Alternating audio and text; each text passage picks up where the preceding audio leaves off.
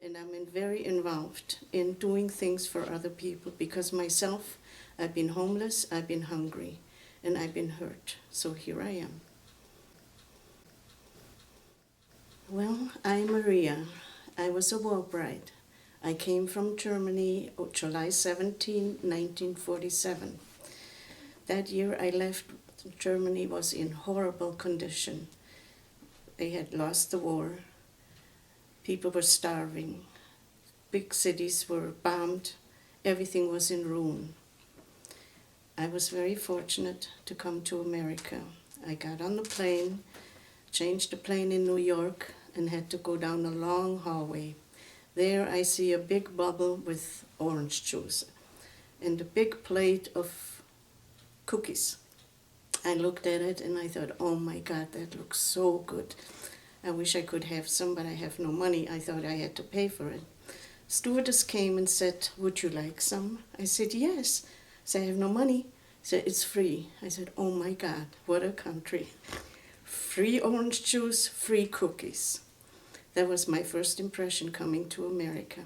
When I found out that my son was schizophrenic, it was months, almost a year before he finally got into the hospital because he was away at college studying.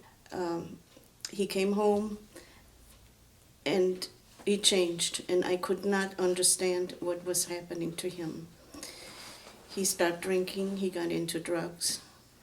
He couldn't sleep at night. He walked the streets.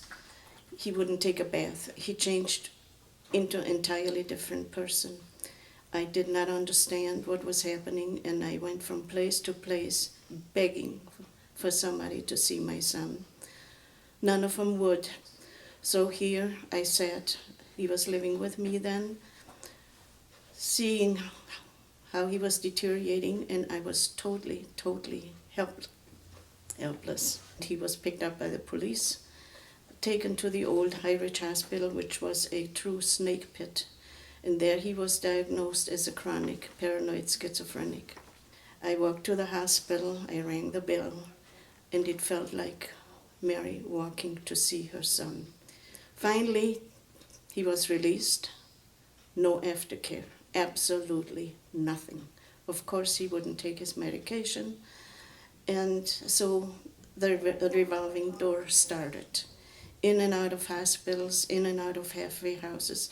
He was in every mental hospital in Wisconsin, me driving Sundays in storm to see my son, faithfully.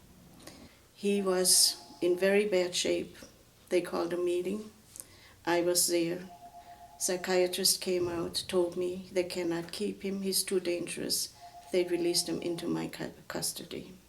Especially when he was very psychotic, he would go out in the night without a coat, sit in 10 below zero weather, just sitting there, and you don't know what to do.